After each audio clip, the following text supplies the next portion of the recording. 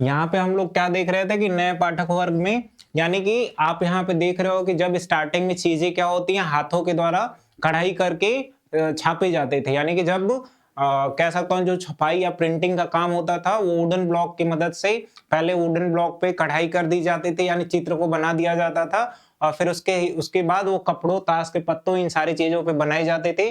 और बाद में वो जब मशीनें आ गई तो वो चीजें बनाना आसान हो गया, और कह सकता हूँ एक प्रकार से किताबों का ज्यादा उत्पादन होने होने लगा, और मांग जितनी होती थी उससे ज्यादा किताबें छप जाती थी। तो ये सारी चीजें आप यहाँ पे देख रहे होंगे। आगे क्या बोला कि अनपढ़ लोग भी पाठक द्वारा, यानी कि जो लोग पढ़े लिखे नहीं है वो किस प्रकार से पुस्तकों का उपयोग करते थे, उनके अंदर किस प्रकार से थॉट्स आपका डेवलप होता था। तो आपको ध्यान देना है कि जब जो पढ़े लिखे लोग होते थे वो बुकों के अंदर, किताबों के अंदर लिखी गई जो भी कविताएं होती थी, जो भी चीजें होती थी, उनको वो पढ़ते थे, और वो पढ़ करके जो ना पढ़े हुए लोग हैं उनको वो क्या करते थे, सुनाते थे। जिस प्रकार से कह सकता हूँ किस्से, कहानियां, कविताएं, ये सारी चीजें अनपढ़ लोग भी अपना कह सकते हैं एक प्रकार से सुन सकते हैं। यहाँ पे एक इंपॉर्टेंट चीज है, बोला कि ये नए विचार धार्मिक, रूढ़िवादी, अराजक आदि कई तरह के हो सकते थे। यानी कि आपको पता है कि स्टार्टिंग में यूरोप में चर्च का प्रभाव था। चर्च में उपस्थित जितने भी लोग थे वो कह सकता हूं जनता का हनन करते थे, जनता का शोषण करते थे। तो इन पुस्तकों के माध्यम से लोगों को पता ये सारी चीजें चलती थी, यानी कि जो रूढ़िवादी व्यवस्था थी, जो राजशाही व्यवस्था थी, उसके बारे में लोगों को पता चला।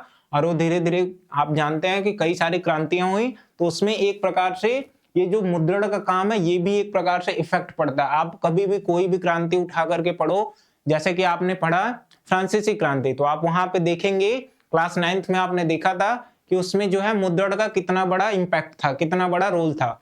वहां पे सारी चीजें जब छपने लगी, वो लोगों तक पहुंचने लगी, विचारों में परिवर्तन होने लगा, तो क्रांति का एक वो भी और स्रोत बना। सेम इसी तरीके से भारत में भी होता है।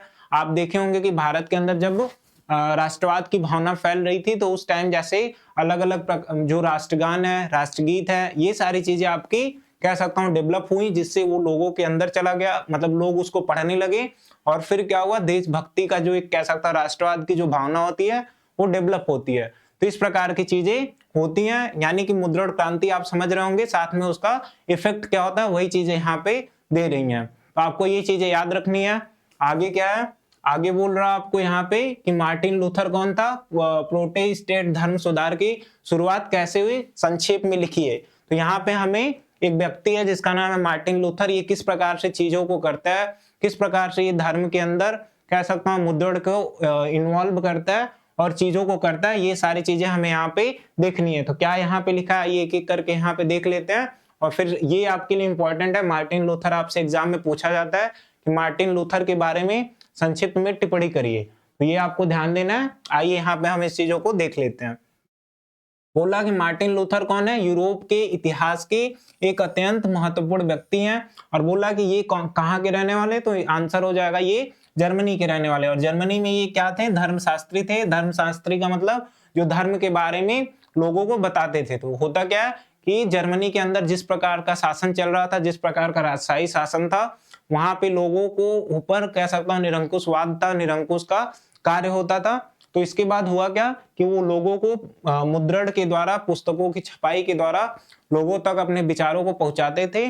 और जिससे क्या हुआ, लोगों के अंदर कह सकता हूँ जो चर्च का कह सकता हूँ इम्पैक्ट है, जो प्रभाव है, लोगों को पता चला, और वो क्या करते हैं, विरोध करते हैं। तो मार्टिन लूथर इंपॉर्टेंट हो जाते हैं इसीलिए। तो बोला कि ये एक जर्मनी अर्थशास्त्री और सुधारक थे जिन्होंने इस ईसाई धर्म के इतिहास में प्रोटेस्टेंट सुधार आंदोलन की शुरुआत की। आगे क्या बोला कि धार्मिक सुधार और प्रिंट का डर क्या होता है इसके अंदर। तो देखिए बोला कि धर्म सुधारक मार्टिन लूथर ने रोमन कैथोलिक चर्च की कुरीतियों की आलोचना की। जैसा कि मैंने अभी आपको क्या बताया कि यूरोप के अंदर या जर्मनी, जर्मनी जो है यूरोप का ही पार्ट है, यानी कि जर्मनी के अंदर कह सकता हूं एक प्रकार से जो चर्च की पावर थी, चर्च की जो शक्ति थी वो सबसे उच्च हुआ करती थी, और लोगों को उसके अंदर कह सकता हूं एक प्रकार से निरंकुश बना के रखा जाता था। तो मार्टिन लूथर ने उसी का कह सकता हूं एक प्रकार से लोगों तक उसके विचारों को पहुंचाया। तो वही यहाँ पे लिखा गया। आगे क्या बोल रहा कि यह एक छपी गिरजाघर के दरवाजे पर टांगी गई, यानी कि इन्होंने एक बुक लिखी जिसमें क्या जिसका नाम है 95 और याद रखिए इसमें कह सकता हूं इसका नाम है, आप यहाँ पे 95 को यहाँ पे 95 लिखा होगा। इसके अंदर इन्होंने कई प्रकार की बातें रखी थी, जिसमें कह सकता हूं कि चर्च के अंदर जो भी जिस प्रकार की समस्याएं थी उन्होंने उसको एक कह सकता हूं बुक में लिखी, एक पेज पे लिखा है, इस प्रकार की चीजें करके ले जाके चर्च के दरवाजे पर टांग देता है, जिसके बाद क्या होता है लोग उसको धीरे धीरे देखने लगते हैं और उनको ये चीजें समझ में आना स्टार्ट हो जाती है। बोला इसमें लूथर ने चर्च को क्या बताया, शास्त्रार्थ बताया। शास्त्रार्थ का मतलब वो लोगों के ऊपर एक प्रकार से अंकुश किए हुए निरंकुश उनको बनाकर रखे हैं, तो ये चीजें यहाँ पे बताई। बोला जल्द ही लूथर के लेख बड़ी बड़ी तादाद में छपने लगे और वो लोगों तक फैलने लगे। मैं एक बार फिर से बताता हूँ मार्टिन लूथर क्या है। तो मार्टिन लूथर एक प्रकार का जर्मनी धर्मशास्त्री था, जर्मन धर्मशास्त्री और सुधारक था। उस टाइम जर्मनी के अंदर कह सकता हूँ एक प्रकार से चर्च की शक्ति जो है वो काफी मजबूत होती थी। वह लोगों के अंदर कह सकता हूँ एक प्रकार से निरंकुश या अंकुश बना करके रखता था। मार्टिन लूथर करता क्या है कि वो एक ऐसी बुक की या एक ऐसे कह सकता हूँ लेख की स्थापना करता है जिसको 95 या 95 के नाम से जानते हैं। उसमें कई प्रकार की चीजें उसने लिखी थी, जिसमें बताया कि चर्च किस प्रकार से लोगों का शोषण कर रहा है, एक्सप्लॉइटेशन कर रहा, तो वो लिखा था और ले जाकर के वो क्या होता है कि जो चर्च का दरवाजा है उसी पे वो उसको टांग देता है। और इसके बाद होता क्या है कि सारे लोग उसको देखते हैं और धीरे धीरे यही क्या होता है चारों तरफ छपने लगता है और पूरे कह सकता हूँ जर्मनी में, धीरे धीरे यूरोप में कह सकता हूँ कि जो चर्च के खिलाफ है विरोध होना स्टार्ट हो जाता है। तो आपको यहाँ पे समझ में आ रहा होगा कि मार्टिन लूथर कितना इंपॉर्टेंट है। बोला इस नतीजे पे चर्च में विभाजन हो गया और प्रोटेस्टेंट धर्म सुधार की शुरुआत हुई। ईश्वर की दी गई चीजें, यही सारी चीजें आपको पढ़ लेनी है। मैंने जो समझाया वही आपको यहाँ पे याद रखना है। आगे क्या बोल रहा, आगे बोला कि मुद्रण का विरोध रोमन कैथोलिक चर्च में 16वीं सदी में किस प्रकार शुरुआत हुई। मुद्रण का विरोध किस प्रकार से हुआ, मैंने भी आपको बताया कि मार्टिन लूथर ने किस प्रकार से 95 की मतलब रचना की और लोगों तक ये विचार पहुंचा, तो वो क्या हुए चर्च का विरोध करने लगे। वही सारी चीजें आपको यहाँ पे लिखी हुई मिलेंगी। बोला कि 16वीं सदी में इटली में एक व्यक्ति था जिसका नाम था मेनोकियो। ये क्या करता, किताबों को पढ़ना स्टार्ट किया और बताया कि किस प्रकार चर्च लोगों पर हावी है, जिसके बाद क्या होती है उसको सजा दे दी जाती है और उसको कह सकता हूं एक प्रकार से उसकी हत्या कर दी जाती है। वही आपको यहाँ पे लिखा हुआ मिल जाएगा। बोला अपने इलाकों में किताबों को पढ़ना शुरू किया। उनकी किताबों के आधार पर बाइबिल में जो भी चीजें लिखी गई थी, यानी एक प्रकार से चर्च क्या करता था, उनका मानना था कि जो बाइबिल है उसमें सारी चीजें लिखी गई हैं, हमको इस प्रकार से शासन कर रहे हैं। वो बाइबिल का कह सकता हूँ एक प्रकार से गलत उपयोग करते थे और लोग पढ़े लिखे थे नहीं, तो इसीलिए वो उनके अंदर कह सकता हूँ अंडर अपना कंट्रोल जिस प्रकार से चर्च करता था वो उसके अंदर ही उसी प्रकार से रहते थे। लेकिन जब लोग धीरे धीरे उसको पढ़ करके लोगों तक अपनी भावनाओं को पहुंचाने लगे, तो जो चर्च के लोग थे उनको ये चीजें सहन नहीं हुई और वो वैसे लोगों को मारना स्टार्ट कर देते। तो उसी प्रकार से एक व्यक्ति ये भी थे, बोला कि उसने एक्सप्लेन किया लेकिन बाद में उसको मार दिया गया।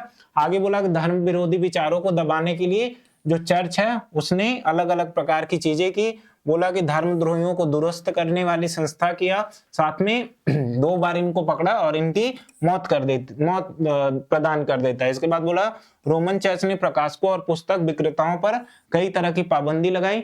यानी जो चर्च है वो तो नहीं चाहेगा चर्च के लोग कि हम जो जिस प्रकार से जिंदगी जी रहे हैं वो हमें अपना खोना पड़े। वो तो इसीलिए क्या करते हैं, ऐसे लोग जो क्या करे चर्च के बारे में जो सही जानकारी है लोगों तक पहुंचाते थे उनको वो क्या करते थे, मार देते थे या कह सकता हूं बंदी बना देते थे। इस प्रकार की चीजें होती हैं। अब आपको यहाँ पे समझ में आ रहा होगा कि मुद्रण का विरोध क्यों किया जा रहा है, क्योंकि लोग जो है वो चर्च के बारे में जो सही जानकारी है वो दूसरे लोगों तक पहुंचाने लगे, जबकि चर्च में उपस्थित लोग जो गलत कार्य करते थे उनको ये सहन नहीं होता था। तो ये आपको ध्यान देना है। इस प्रकार से ये आपको चर्च का विरोध यानी कि मुद्रण का जो विरोध है ये समझ में आ गया होगा। और इसी के साथ ये जो कह सकता हूं आपका टॉपिक था ये पूरे तरीके से कंप्लीट हो जाता है।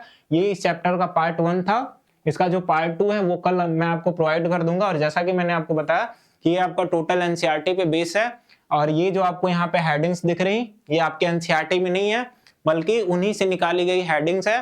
तो आपको ये ना फील हो कि ये तो हमारे सिलेबस का नहीं, ये आपके ही सिलेबस का है, बस उसी हेडिंग को कह सकता हूँ इजी वे में लिख दिया गया। जबकि एनसीईआरटी में चीजें ऐसे लिखी होती हैं कि हमें एनसीईआरटी की बुक समझ में नहीं आती है। तो इसका पार्ट 2 मैं कल प्रोवाइड कर दूंगा और इस प्रकार से आपकी हिस्ट्री का ये जो सीरीज है वो पूरी तरीके से कंप्लीट हो जाएगा। फिर मैं आपको ज्योग्राफी और भी जो सब्जेक्ट है उसको करा दूंगा और आपका ये सारी चीजें तैयार हो जाएगा।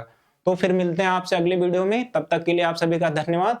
अगर आपको वीडियो पसंद आती है तो आप इस चैनल को सब्सक्राइब कीजिए, साथ में इसे अपने दोस्तों तक शेयर कीजिए। धन्यवाद।